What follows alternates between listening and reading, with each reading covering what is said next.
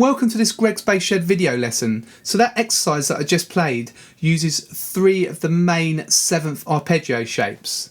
Now if you want to look more in depth at arpeggio shapes, then look at my video number 125, 5 positions for arpeggio shapes. So I'm going to refresh the arpeggios that I use in this exercise in this lesson, but the main idea of the exercise is to get these arpeggios under your fingers and to show you how we can use them in bass lines.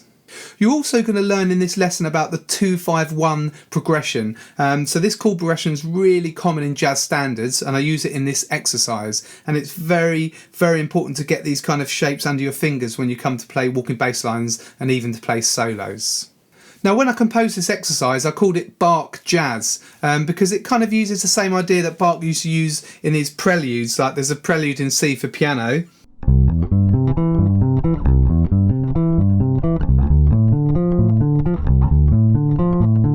and it carries on like that. And so Bach is actually really good for bass. There's lots of transcriptions around and there's whole books of them. So I suggest that if you want to improve on your reading and your understanding of arpeggio shapes, then have a look at some Bach transcriptions. Now obviously uses a jazz progression as well, so I thought Bach Jazz was the perfect name for the exercise. Now I've written this exercise for my sight reading book volume 2, and that will be coming out this summer.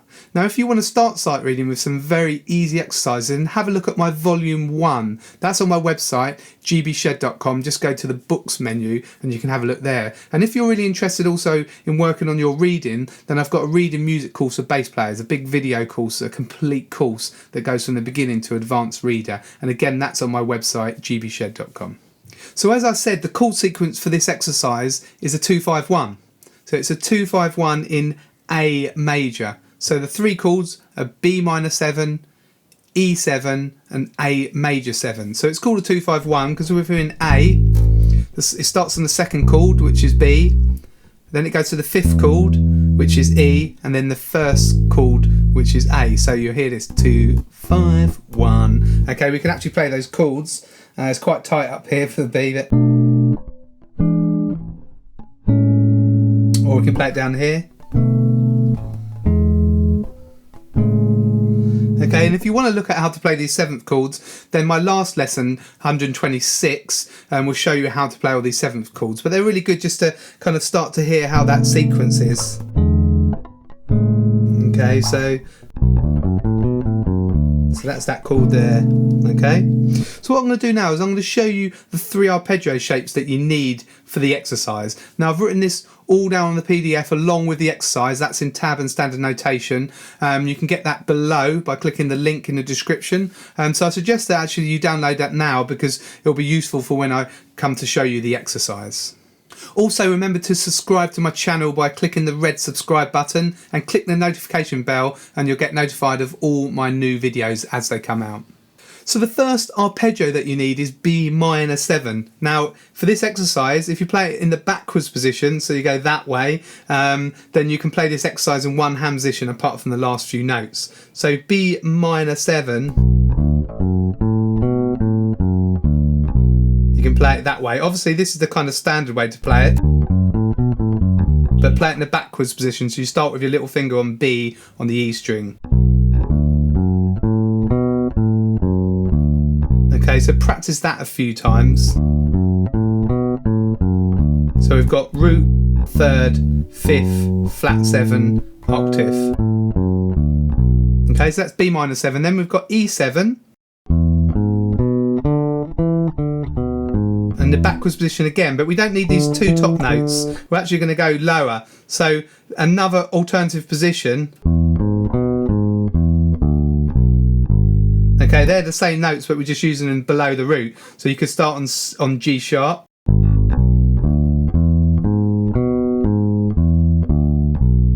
They're the notes you're going to need for the exercise. So that's the 3rd, that's the 5th, that's the 7th, that's the root, 3rd, 5th. Okay, so it's good to look at these arpeggios in different inversions, as they're called, so starting on different notes.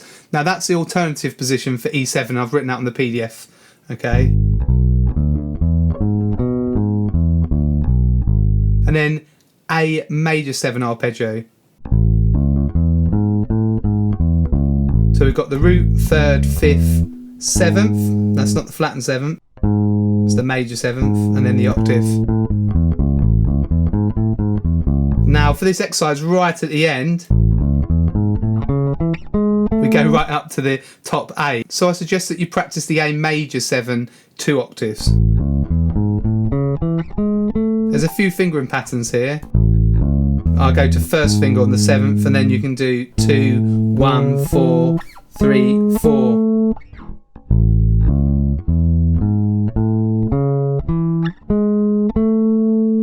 Okay, so they're the 3 arpeggios that you need. So I'll now show you how to play the exercise. So remember, the first bar is B minor 7. So okay, so we're just going up the arpeggio and coming back down again. So that's fairly straightforward.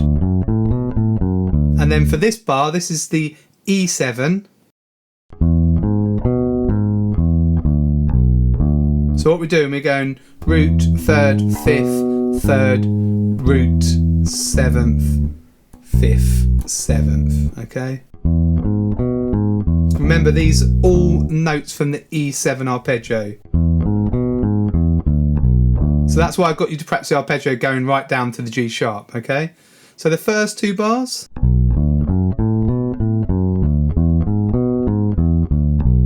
Okay, B minor 7, E7. Then we're on A major 7 for 2 bars. And we start on the C sharp, so that's a 3rd. Okay, so we don't start with the A. Remember, it's... Okay, so...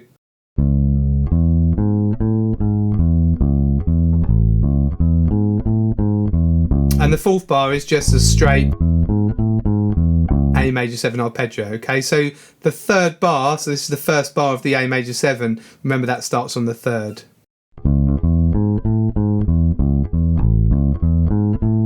Okay, so I'll play the first 4 bars.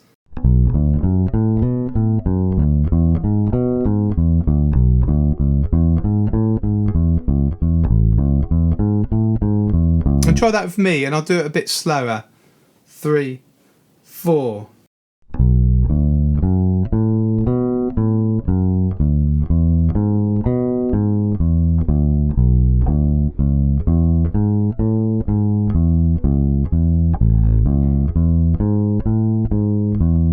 And remember, this is all written down on the PDF with tab and standard notation. So if you're getting a little bit lost now, then make sure you get the PDF. So that's the first 4 bars. And the second 4 bars, remember, exactly the same sequence again. B minor 7, E7, A major 7. But we've got a slightly different combination of these arpeggios. So the first bar, so that's bar 5, starts with a B minor 7, but it starts with the 3rd. Remember this position? So... Okay. So D, B, D, F sharp, A, F sharp, D, B. And then the E7 starts right down here on the G sharp 7. And that's the alternative pattern that you practiced. Okay, so bars 5 and 6.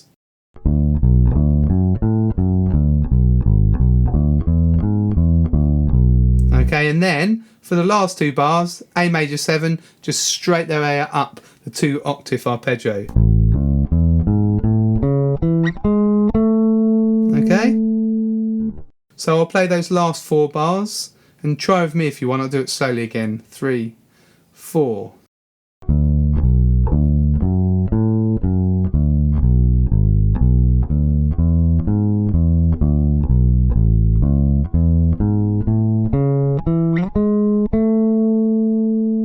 Okay, so I'll play the whole exercise really slowly. Try it with me. You might need more time to break each bar apart and practice yourself, but if you feel you can go through, then try it with me now. Okay, 3, 4.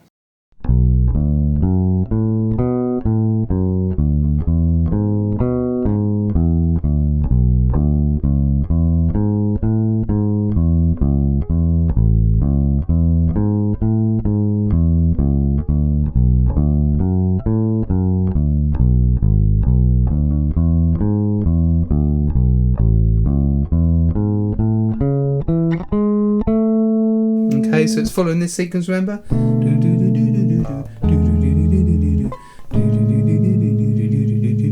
And again.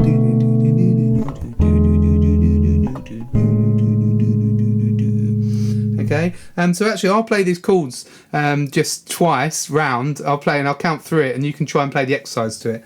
So, okay, so 3, 4, 1, 2, 3, 4, 1, 2, 3, 4, 1, 2, 3, 4, 1, 2, 3, 4, 1, 2, 3, 4, 1, 2, 3, 4, 1, 2, 3, 4, 1, 2, 3, 4. Okay, and you can even look at those chord shapes that I've just played and learn them yourself. They're quite fun to play.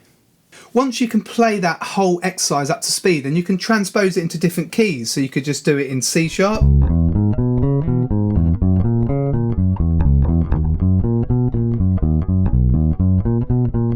You do it in A.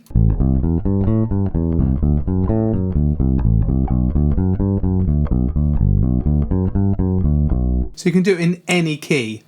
To finish this lesson off, I'm going to play the exercise again at full speed. But before I do that, just want to ask, if you've found this lesson useful, can you like and share it? That really helps me out. Leave a comment. Remember to subscribe to the channel here and click the notification bell. And also, if you want some more bass resources, then head over to my website, gbshed.com. I've got books, video courses, PDFs, free PDFs there, all my videos on there. And also, if you want to keep these videos free, then click the link below and you can buy me a coffee. Now I've put all the useful links below, including the PDF, in the description. So after this lesson's finished, then go and have a look at the description. You'll find some really useful links there. This is Greg from Greg's Bass Shed. I'll see you in the next lesson.